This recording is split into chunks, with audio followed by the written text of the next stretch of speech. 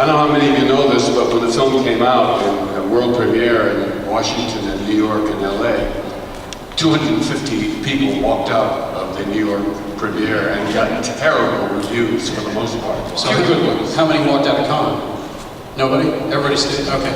Good. I'll tell you what's unique about Cannes. There were 250 photographers covering it. It was a red carpet event. Every photographer was required and was wearing a tuxedo. Can you believe it? One of the main questions that we've gotten throughout the years is, what does the film mean? What is the ultimate meaning? Today you're going to finally find out. Of 2001. Well, my favorite answer to that, this is recent. I read this somewhere recently that Stanley Kubrick once said the following: how do you describe in words a Beethoven symphony? You can't. Why? Because every human being that listens to Beethoven's symphony has a different response, because they're bringing a different persona to the experience. Well, he said 2001 is a visual symphony. Now think about this. If none of you had ever seen this film and you heard the Blue Danube, what would the first thing you'd think of? Vienna? A river? But if you've seen 2001, what's the first thing you think of? Space. Which one of those two people is correct? Both of them. So that's why I think Stanley's answer to what does this film mean was a good one. But Gary was way ahead of me on that. He kind of foresaw that it would become the iconic film that it has become. Well, you know, if you go to the baking section and you take out Toll House cookies, they're always going to be relatively good if you buy a mix or you make them by hand. Stanley Kubrick, Arthur Clarke, Stanley's excellent visually, because as I had mentioned, when I saw his first movie, the artist in me went, wait a minute, this guy's brilliant, you know. I can also tell you that even though I'm not really nuts about Star Wars, the first time I ever saw a George Lucas movie, I went to UCLA. I was not in the film school, I was a football player, but I was in the art department, art and English department. And I lived near there in Bel Air because I started making money as an actor. So I had a beautiful home in Bel Air, right down the street from UCLA. And when the student films came, I used to go and watch them. And I saw George Lucas's film, TXH-1138, is that correct? THX-1138. Yeah. And I saw it as a student film. I think it was 17, 18 minutes long. And there was a film made by some young guys in New York who hated California, what's new. And they made all these silly motorcycle movies about how dumb we are in California, like, you know, it's typical of how they think of us.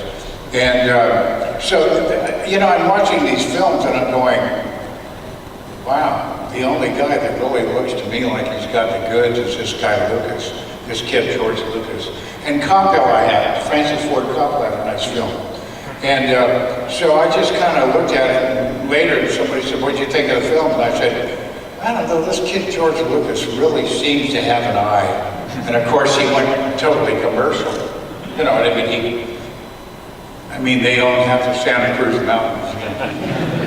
And one night I came home and my wife said, call your agent. I called my agent. He said, are you sitting down? I said, no, why? You better sit down. I said, why? He said, you've just been offered the lead in Stanley Kubrick's next film. I knew nothing about it. Never heard about the film, nothing. I knew nothing about it. And that's certainly not an offer that you refused. Should we get on to Hey, we got a line. There we go. All I had to do was shoot you guys just a little bit. 2001, undoubtedly one of the greatest cinematic achievements of all time. However, Mr. Lockwood, even though you weren't in it, I would love to hear your feedback on it as well. One of my favorite science fiction movies, 2010. When you were asked to be involved in that project, and you first read the script and the story, and again, Mr. Lockwood, your opinion too, did you feel that somehow, because it was a little more of a literal story, that it somehow undid a little bit of the mystery of 2001, or did you appreciate it for what it was? Well, it was more literal kind of explanation of the film. I don't think it was anywhere near as great as 2001, because you didn't have Stanley Kubrick. But it was a pleasant gig. Actually, I wasn't approached for it. I was doing The Big Millionaire Wife in Los Angeles and picked up the Hollywood Reporter, and there was an announcement of a sequel to 2001. I hadn't heard from anybody. My agent hadn't either. So I called the director, and at MGM, I told the secretary who I was, and I got him on, and he came on the phone, and I said, I told him, I understand you're doing this film, and before you decide on who should play the role, I think you and I should meet, because this was 18 years later. So they probably figured that I had aged too, because I was supposed to look the same. Right. Anyway, we had lunch at the commissary, and I had a firm offer the next day. That's how that happened. Hey, did you enjoy that film? Oh yeah, it was a very, it was a pleasant experience. It wasn't like 2001, but no other film has ever been like 2001. Exactly.